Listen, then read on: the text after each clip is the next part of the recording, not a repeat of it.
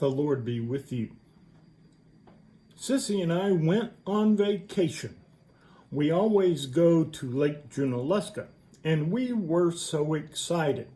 Our grandson Ace was going to bring his mama and maybe his daddy and come and visit us for a few days. We were looking forward to taking him to feed the ducks and play on the playground. I drove up a day before Sissy did. God is merciful, because when I arrived at the house, one of the circuit breakers had flipped off in the breaker box. Was it the microwave? Of course not. That would have been way too easy. Just turn it back on and all would have been working again. Maybe it was the electrical outlets. Of course not. That would have been way too easy also. So what was it? The refrigerator. Of course it was the refrigerator.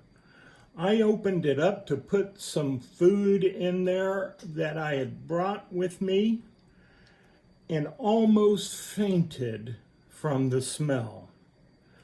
Bugs, flies, everything covered in brown muck. And don't get me started on the freezer. You would have probably never eaten again. I took off everything that could come off that refrigerator freezer. I scrubbed, I bleached, I put everything that would fit into the dishwasher, hoping that the hot water would have some aspect of sterilizing everything. I thought about jumping in there myself when I was done. I was hot and stinky and had all sorts of stuff on my clothes, and I smelled like that refrigerator, and no one would have wanted to spend any time around me. I say God is merciful because Sissy would have simply lit a match and burned the house down.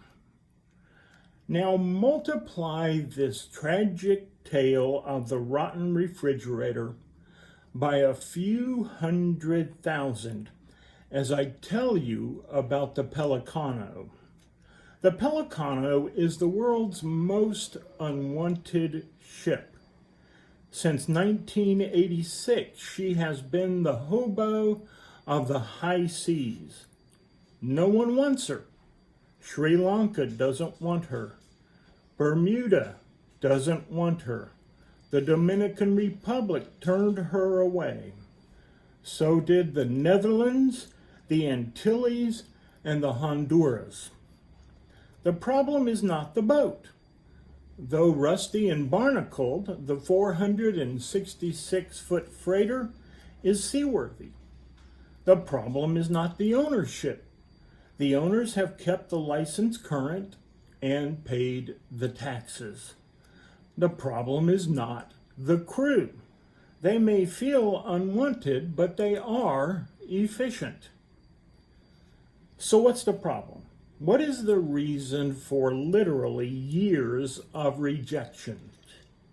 Waved away from Sri Lanka, turned away in Indonesia, rejected in Haiti, why is the Pelicano the most unwanted ship in the world? Simple. Because she is full of trash. 15,000 tons of trash to be exact. Orange peelings, beer bottles, newspapers, half-eaten hot dogs, trash. The trash of Philadelphia's long summer of 1986. That's when the municipal workers went on strike. That's when the trash piled higher and higher. That's when Georgia refused the refuse and New York paraded it right out of town. No one wanted Philadelphia's trash. That's when the Pelicano entered the picture. The owners thought they would turn a quick buck by transporting the rubbish. The trash was burned and the ashes and debris were dumped into the belly of the ship. But no one would take it. Initially, it was just too much trash. Eventually, it was too old. Who wanted potentially toxic trash? The plight of the Pelicano is proof. Trash-filled ships find few friends. The plight of the Pelicano is also a parable. Lives can get filled with trash. Your spouse works too much. Your children gripe too much. Your boss expects too much. Your friends whine too much.